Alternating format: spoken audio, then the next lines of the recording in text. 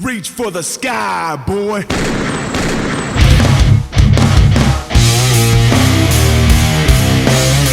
Welcome to the Gould-Fish Pod. I'm Matt Gould.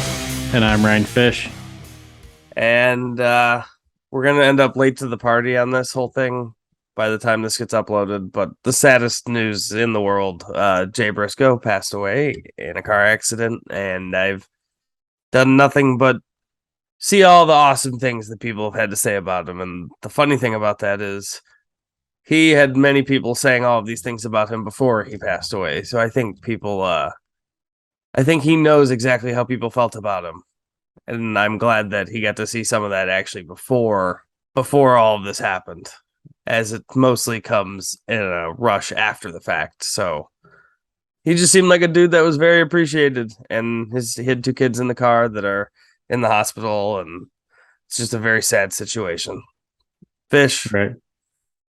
having been new to wrestling, not new, but you hadn't seriously watched in some time, and then you get to see these guys who you wouldn't have had any way of knowing who they are. What are your impression of the Briscoes in the time that you watched?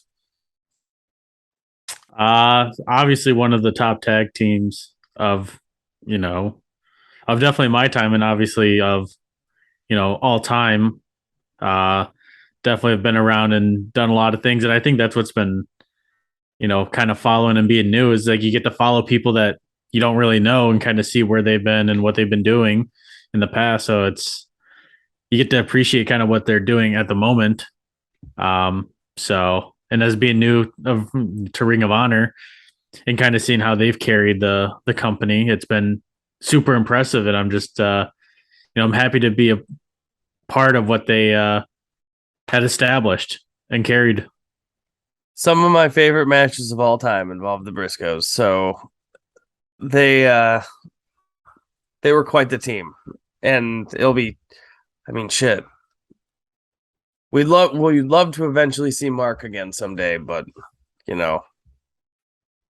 as the team, the Briscoes was something else. There's nobody like them for real. There's. Oh, in a day where like there's so much wrestling on TV and you could flip onto any channel and see people who are kind of like the same, even if they're really talented, you could find some dudes who look exactly the same. That's just the way it is. But nobody looked like the Briscoes. No one acted like them. So, I think they hold a very special place in that sense in the world of wrestling. They left their mark. Yeah, absolutely. So hopefully the kids end up all right. I haven't heard like the latest update. I just know that they were not in great condition at the time. So hopefully they end up pulling through as well. Of course. Not good stuff to start out with, but I look forward to seeing the tribute show that was filmed in his honor. A shame that it couldn't have been on TNT. I don't want to turn it into a whole what the hell, why was he treated this way and other people aren't, but it just sucks to see like that Power Slap League come on right after a show that could have been all about Jay Briscoe if he had just been allowed to have been signed in the first place. A guy who, in the LGBTQ community, there are members of it who said like the guy was deeply remorseful and legitimately like learned and wanted to know how his words impacted people, and they had nothing but wonderful things to say about a guy who genuinely attempted to change himself. And then right after the show, it's like Power Slap comes on. It just sucks that the world was not able to be exposed to the Briscoes sooner, and they really never got that chance. It just, right. It rubs you the wrong way when you think about exactly how he and his brother were handled. Regular stuff as part of the show. Fish, what have you been up to in the last week or so? What's been going on?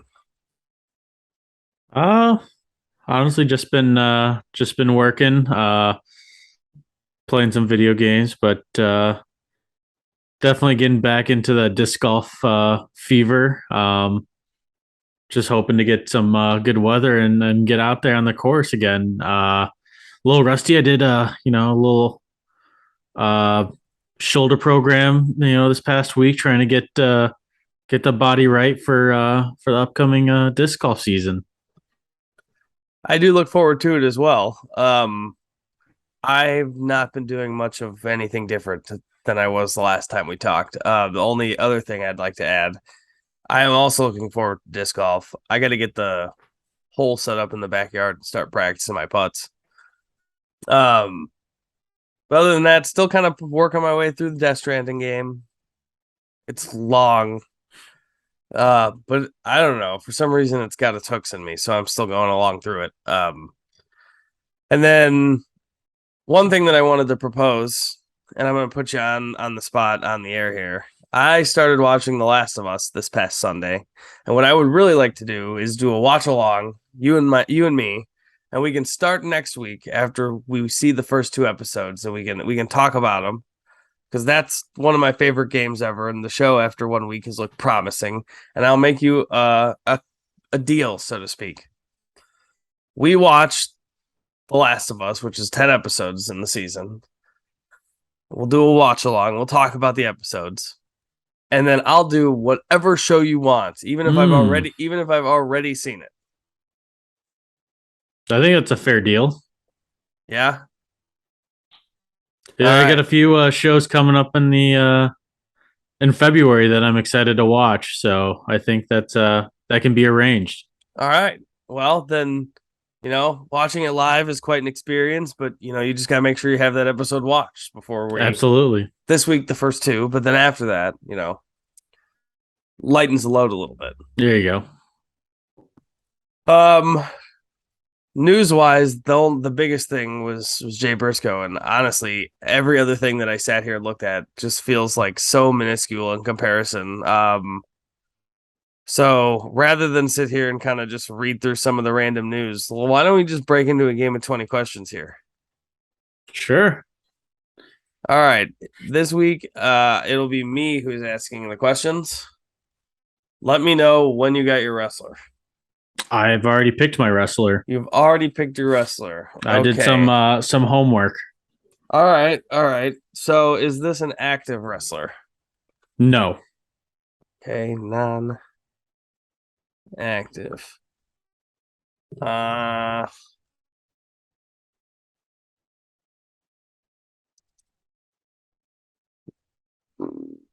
Which direction do I want to take this? Okay.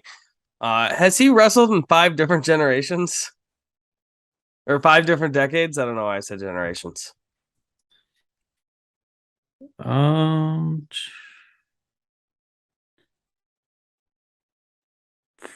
4. Fuck.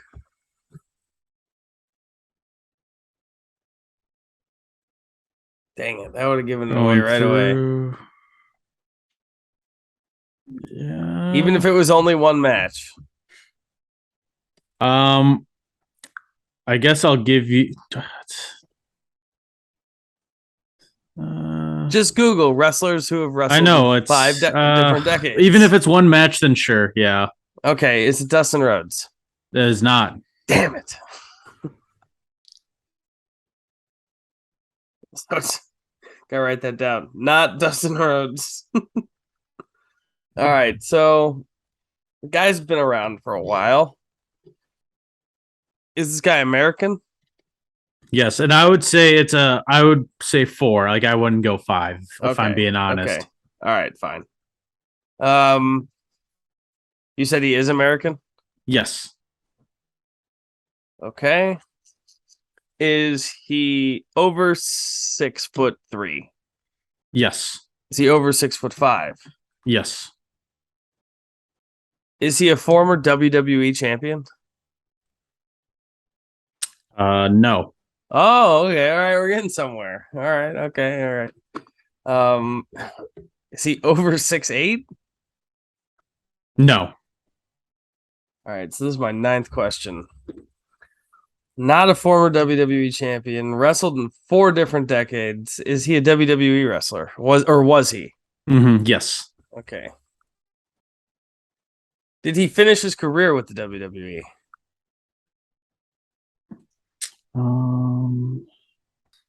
Wrestling career. I believe Last match was not in WWE. Okay. Was his last match in TNA? Yes. Okay. All right. So his last match was in TNA. He's wrestled in 4 different decades. All right. Are the decades that this man wrestled in the 80s, 90s, 2010s, and 2010s? Yes. Okay. Is it Kevin Nash? No. Actually, I would say I'll give you a hint. It started in the late 70s. So it's not Kevin Nash. So not Kevin Nash, no. Damn it. Do you need a hint? No. I'm fine. Okay. Was his last match after 2010? After 2010? Yeah. No. Okay. Is it Scott Hall? No. Damn it. I'm in a tough spot here. So, wrestled his last match in TNA, but it was before 2010. Is this gentleman 60 years or older? Yes. Okay. He's over 60 years old? Yes. I mean, like, one guy's coming to mind, but actually I know he wrestled his last match in 2011, so that wouldn't make sense. Dude. I don't even know where to go with this. He's over 60 years old. That's throwing me off. Oh, no, because he would have been a WWE champion. Is it Ric Flair? No. Damn it. I knew that was stupid. This sucks. He's not a former WWE champion. He's taller than 6'5". This is throwing me off big time. God. Can I give you? Do you want a hint? I mean, kind of, but not really. Just because he hasn't wrestled doesn't mean he hasn't appeared on TV. See, I had already considered that angle, and I can't think of who it would be. I thought of one person when that came to mind, and I couldn't, and that person wasn't over 60 years old. I keep trying to think along that lines. Now I'm gonna be like mad when I hear who it is. Is it Jake the Snake Roberts? It is. Wow. Dude, I was kind of just taking a wild guess there because he hasn't been around in a minute. Yeah. I was thinking like who right now is taller than 6'5" that would be over 60 years old who's still at ringside. And I kept there's no one right now that fits that description. Yeah, no, that's a good guess because I was trying to trip you up, find someone that was very recognizable but hadn't won a world championship, and you certainly got me. Damn. That was a tough one. Very good job. And see, I like that hint. Like I was already thinking down that line, so I mean, I don't know if I would have gotten it either way, but I didn't really have many names to guess. I probably would have just asked like 2 more dumb questions and then taken a stab at it.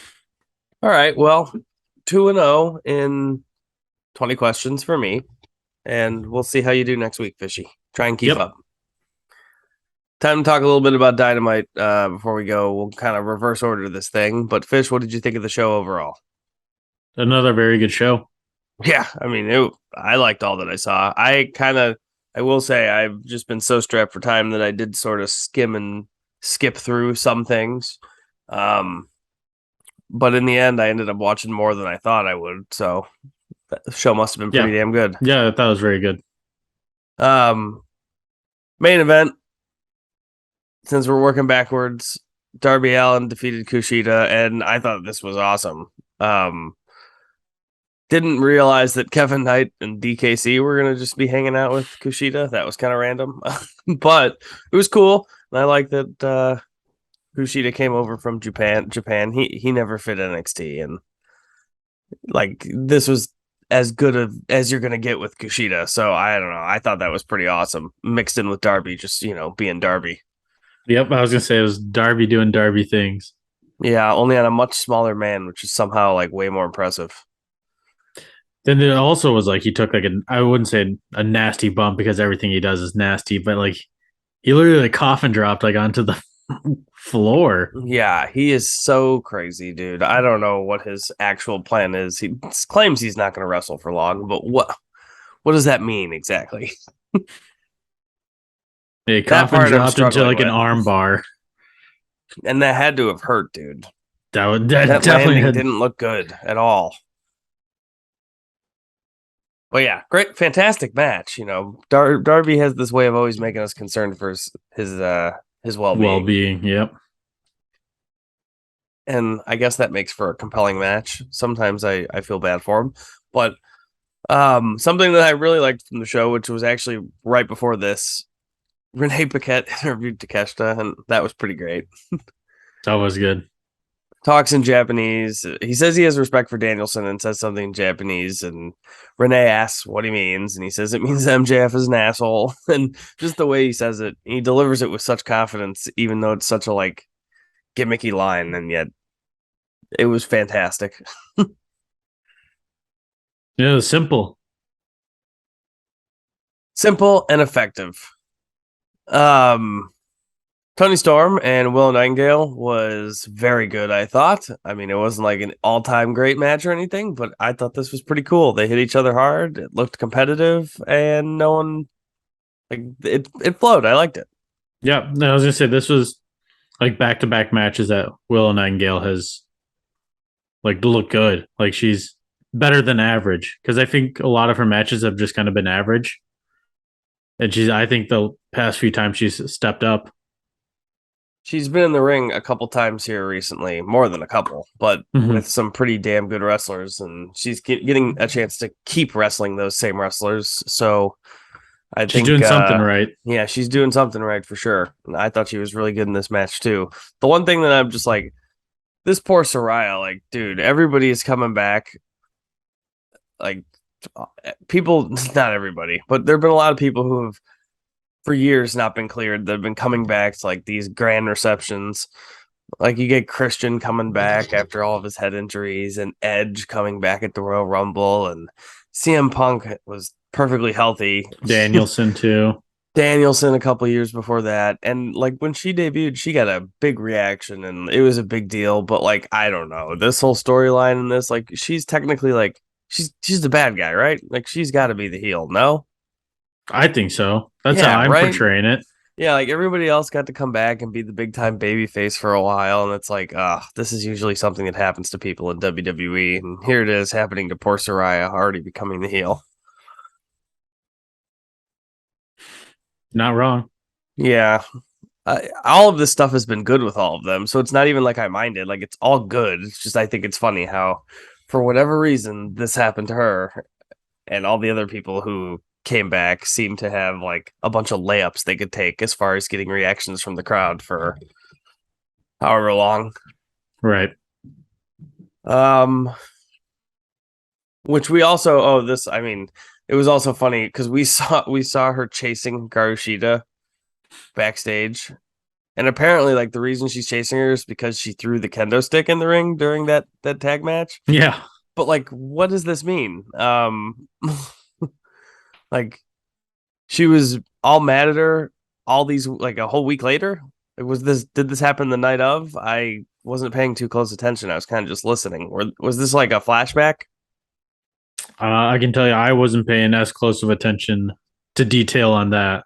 Okay, because I know it obviously didn't. It wasn't from that exact moment, but I don't remember if it was recorded before or like after the match. After, yeah.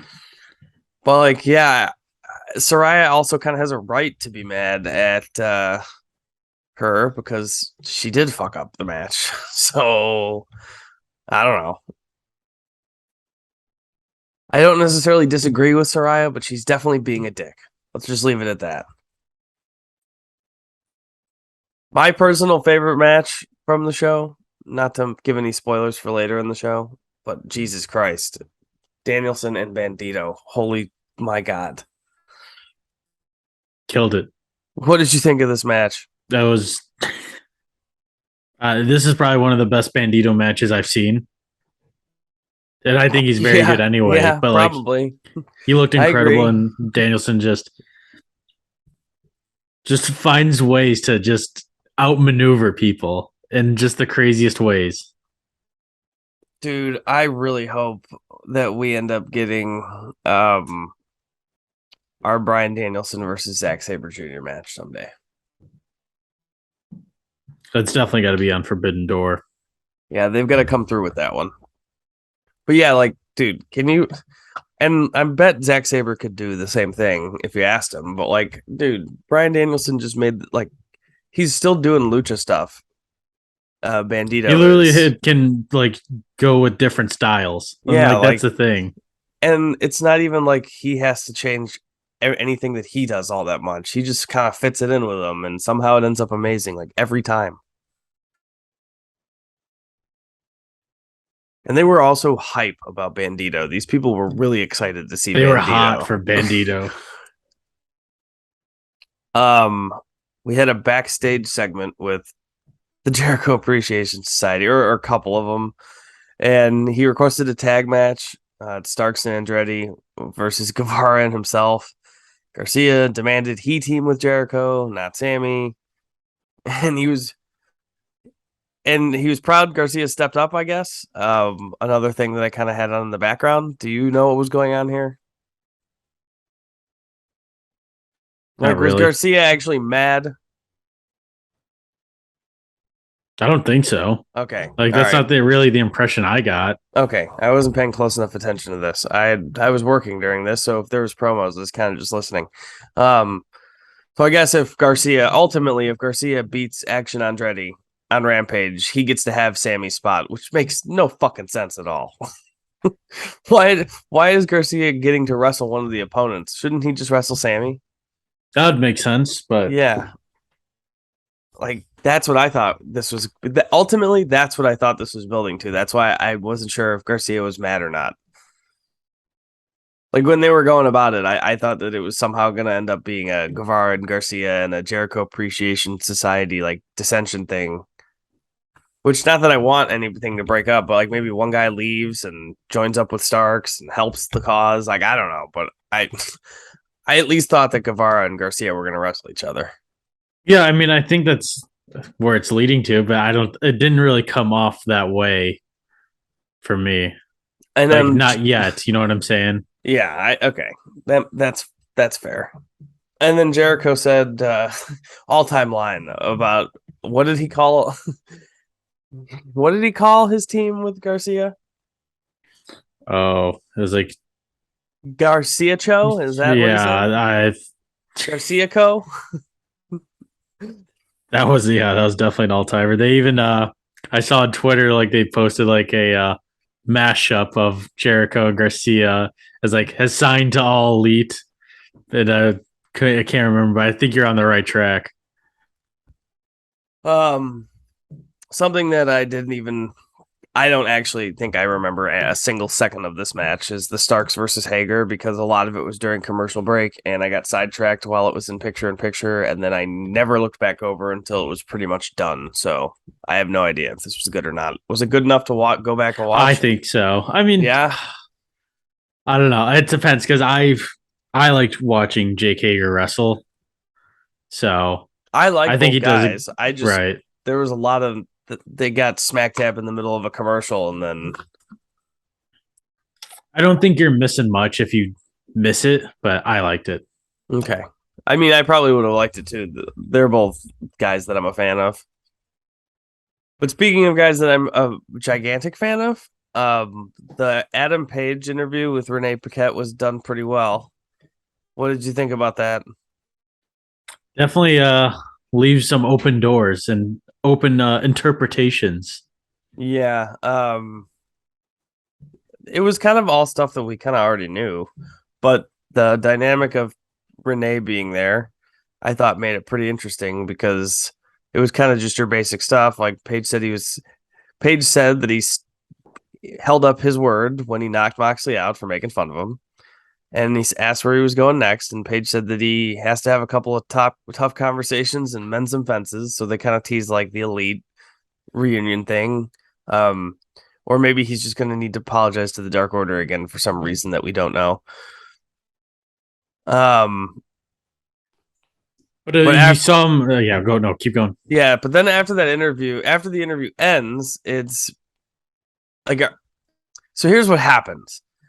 Apparently, they think they're done filming, and Paige asked Renee how Moxley is really feeling, and said that she's been hurt, or that he's been hurt for the last 10 years.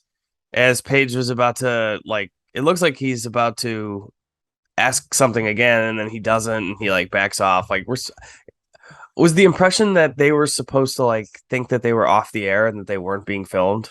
Yeah. And so does that mean that the impression of this is that like him being all macho was just an act and that now this is us being real? Or was it more like Hangman was just like, yeah, I was just being true to my word, but like, how is he? Like, I don't know which. So I took it the second way. He's like, I held up my end of the bargain, but like, okay. I'm also like very concerned like how he's doing. Because I got a little confused at this part, and I'm not sure. I haven't listened to like wrestling. I haven't listened to the full Wrestling Observer radio show. I've only heard the stuff they talked about Jay Briscoe. So I haven't heard. Usually they have some sort of scoop as to like what it was supposed to come off as. So I'll be curious to hear what their interpretation of events was. It was certainly an interesting segment, but if it's the whole, hey, I'm gonna say this and then we're gonna pretend like we're off air and I'm gonna show you that I actually do care about the guy. If it's like that kind of inside stuff, I don't want them to go that direction. Yeah, I don't think so. Like for me, I didn't take it that way. I took it as like, yeah, like I did it, but like I'm still like genuinely concerned. Okay. All right. In that case, I'll be interested to see where this goes. I think it's good that we've established that, yes, Hangman is a brawler, but he is a good dude. I'm cool with that. What was the stuff? Are we doing the whole Gun Club and Acclaimed and Daddy Ass thing again? Why did this happen? I don't know why this happened, if I'm being honest. Is Daddy Ass going to turn back onto the side of his sons? Is that really what's going to happen? I hope not. Look, I appreciate Billy Gunn demanding more of the champions. He said the Gun Club low-hanging fruit. I mean, that's true. It's just like I'm worried that this act isn't going anywhere. Hopefully, I hope not either. I hope there's not like a big swerve coming up because they already did this feud once, and I don't know why else it would be being brought back up. But yeah, any other thoughts on that? No, just get the Acclaimed against some good other tag teams. Now, for me, this match was actually the opener, and we'll get to why that is. But Top Flight defeated the Young Bucks, which I kind of thought actually was going to happen, just based on them winning that Battle Royal or whatever it was that they did with AR Fox, and they're probably going to be the trios like the next challengers, and then they can just pin AR Fox, and he can finally get what he deserves. But this match, it was good. It was already going to be good. It was a Young Bucks match, but I don't know. There's something about the offense. Like, I know all of this is contrived, but there's something about the Top Flight offense that just looks so contrived that it's like, how can you let yourself get hit by any of these moves? Sometimes I feel that way when I watch their matches. Not that they don't do the moves well. It's just, if you're gonna do so many moves, setting up, like if you're gonna do so many like intricate moves, you pretty much have to move like the Young Bucks, or it's just preposterous. That's part of what makes the Young Bucks so good, is they can do 9 million different moves and make them flow almost perfectly together, and somehow drag whoever their opponent is along for the ride too. Yeah, no, I was gonna say it's not like you're ever feeling out of balance, or like you said, it's. You can understand like someone on the Young Bucks like throwing a team off balance or surprising them, with a move where it's kind of, I don't know how to like describe besides like you see it coming. Like it's I don't know. There's also not a lot of like do they sell? I guess, but like the thing is like they're a Dante Martin match, whether it's in a tag team form or a singles form, isn't all that much different than a Sammy Guevara match. But like when I watch Sammy, I just feel far more entertained by the person Sammy Guevara. You know what I like? Even though Dante is like arguably more, like way more athletic than him, and has far superior balance, and the way he can move his body is just so crisp. But I don't know. I feel like we don't get the same pop personality wise. And that's like not even comparing him to somebody with a big personality. Like I just think that Sammy has entertaining facial expressions in the ring. And like when he's the bad guy, it's very obvious that he's the bad guy. And when shit gets handed to him, it's awesome. But he's still got the talent to pull off some of the cool moves. When I watch Dante, just I don't know. They still feel like guys doing moves to me. And I don't know. We need more than that. Happy they got their win. They're going to lose, and then they'll be right back where they started. It's just the constant stop and go with these people.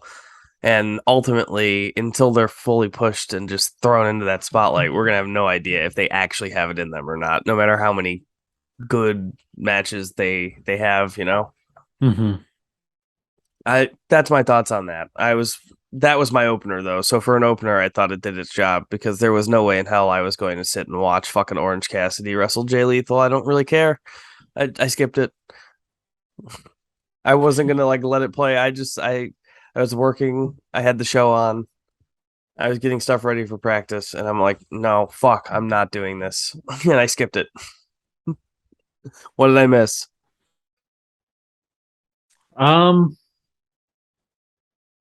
Nothing that you probably wouldn't have guessed. Did a bunch of people from both sides try and interfere, and then one guy couldn't interfere because like he'd get fired apparently. So none of them interfered with the match, really. Okay. Did people like come down and want to interfere or something? Well, they went and tried to get like ringside, so they were like in the front row, like behind the barricades. Got it. I see. So there were shenanigans afoot to a degree. Yeah, but not like they didn't affect like but going no actual into the match physical interference. Giving them a all right. Yeah. Seems dumb. Yeah, I mean, I like seeing Jay Lethal out there do his thing. Definitely not better than the first time they wrestled. But yeah, couldn't have been. Yeah, because that match was already really good to begin with. And we've already seen this before. Like, exactly this. But that's pretty much Dynamite in a nutshell. I was a pretty big fan of the show. There was a lot of really good wrestling matches on it. Yeah, there was. There definitely was. But other than that, run-of-the-mill show. I really look forward, though, to the Jay Briscoe tribute. Same here. All right, well, we can, I guess, swing on over to the top 5, the Gould-Fish Pod top 5 this week, then. Oh, actually, no. Let's take a look at Rampage. I actually don't have the spoilers this week. Is it live? Well, it's Brian Cage versus someone. Well, I mean, I have the matches, but I don't actually have the results of the matches. But we'll talk about it here briefly. We've got Daniel Garcia beating, or I don't know. I have no idea if he beats him or not. It's Daniel Garcia versus Action Andretti. Where do we think that's going? I have some spoiler. I just looked it up. It says live AEW Rampage spoilers. I don't know if this is trusted news. Okay, well let hit us with it then. So, Ring of Honor. So it looks like Brian Cage defeats Willie Mack. Okay. Jade Cargill and Layla Gray defeated the Vanity Twins. Okay, so nice little jobber match, basically. And Action Andretti defeated Daniel Garcia. Oh, I love it. So I love it. Not sure if it's trusted news, but you got a result on the Jungle Boy versus Ethan Page match that is apparently going to take Jungle place. Boy defeated Ethan Page. And then Eddie Kingston and Ortiz were interviewed by Tony Schiavone. and they came out separate entrances. So something to look out for. So I read that this Brian Cage and Willie Mack have quite a good match, even though it's not very long. So I look forward to seeing that. Plus, that's a plus for Rampage. I'm interested in the Jericho Appreciation Society and how this is going to go with Action Andretti, mostly because I was a big detractor of this when it first started. And my standard for success here is by the time all of this is over, he needs to be a star, somebody that can be regularly put on TV, not somebody who is hot for a brief moment because we put him in a match where he beat Jericho and then Garcia. Like, I need them to take this one all the way, because I still don't think that it's going to. So I'm interested to watch that for personal vindication reasons. And I'm excited to hear Eddie Kingston talk, because he's probably got some stuff to say. Hopefully it's all leading to Santana coming back. The Jade Cargill, Layla Gray match, don't care. And Jack Perry, Ethan Page, don't care. But there is 3 positives to Rampage for me. So 3 watches and 2 don't cares. Yes. That's better than they usually do. Usually it's the other way around. Yeah, no, usually there's maybe like, dude, sometimes there's nothing I care about on that show. I would say usually 3 or 4 don't care. On its worst days, there's nothing I care about on that show, unfortunately. And that used to be my favorite. Well, hey, it's been making a resurrection lately, so hopefully it keeps going strong down this path. Agreed. Now we can zip on into the Gould-Fish Pod top 5. Fish, would you like me to go first this week? Go ahead. All right, I'm going to go first because I got the 20 questions right. So my number 5 is the Young Bucks. 1, for just being really good every time they wrestle, but I had to drop them this week, and I will tell you why I'm dropping them when I reveal my number 4. So you go. My number 5, Darby Allin as TNT champion. Yeah, he should have made my list, but if the Bucks keep making these simple mistakes, then maybe Darby finds his way into mine. My number 4, and the reason that the Bucks got bumped down from 2 to 5 this week is because MJF is my 4. First of all, it doesn't feel right to not have the world champion in there, as much as I dislike the bidding war shit that he was putting on. At the end of the day, he's the champ. And the reason that I can't really put the Bucks ahead of him is because look at these young Bucks. They just acquired these titles again, and they're already losing matches and taking unnecessary bookings, and now they got to defend these titles against Top Flight and AR Fox. Like, MJF's got something figured out. Wrestle as little as possible, and when you have to, put a bunch of obstacles in the other person's way. Why is he allowed to do that? Who knows? But everybody should just start trying that and make somebody stop them. That should be the primary strategy. So I'm also putting MJF in my top 5 because he's managed to be a world champion without ever having to wrestle. Kudos to him. Very logical. Coming in at my number 4, I have the Forbidden Door relationship. Oh, it's back. It's back. So it was nice to see New Japan Pro Wrestler and AEW have that match. So it seems like the relationship's going strong. Hey, it's January now, but summer is right around the corner. My number 3, somebody who's really fought hard to stay in the top 5, and some could argue that I should have bumped him up higher considering a recent wave of success and the nature of it. But Tony Khan, number 3, Jaguars, playoff win, big time comeback, epic game. I got to give credit where it's due. Some might say I should have him at 2, but like, hey, he didn't play the fucking game, so no, he's 3. Yep. Take it or leave it. He's just part of the process. He isn't the process. No, exactly. Coming in at my number 3, I still have the Elite, which is just encompassing the Young Bucks at this point, but I am keeping it at 3 because their best ability is availability, and they've been available for the past 8 weeks or whatever. So a lot of credit to them for wrestling this much. Sort of feeds into my number 2. It's Kenny Omega by himself. I'm putting him above the Young Bucks because at least this guy's getting something out of all of these matches. The Young Bucks, they're just taking all these bookings. Like, now they got to defend their titles. Kenny takes these extra bookings. It's like, Dude did Wrestle Kingdom in a ladder match and walked out with 2 championships in a week's time. It's like, does he take unnecessary matches? Sure. Do I have to still respect the efficiency? Yes. Those are valid points. Coming in at number 2 is the Gould-Fish Pod. We're still back. Yeah. Nothing changed. Back. Nothing changed. We're still back. Well, damn it, that was a good one. I mean, mine's good too, but your top 5 have really been beating me in these last 2 weeks. Not gonna lie. My number 1 is Bryan Danielson. Yes, ranking challenger above champion, just because, like, god damn it, if this guy isn't talented, and we all know he's probably not going to win the title. And I bet you, whenever this match takes place, he's somehow going to make us all believe that he will, and we'll all fall for it. Probably 3 to 4 times in a match, and then afterwards, we're all going to sit there and go, God, this Bryan Danielson is so good. So he's my number 1. I like that. And for my number 1 is actually the wrestling community. I think the past week, the wrestling community has been on fire. Oh, yeah? Yeah. My Twitter has been filled. I've seen Instagram posts. I'm telling you, whatever happened this past 2 weeks, the wrestling community is back.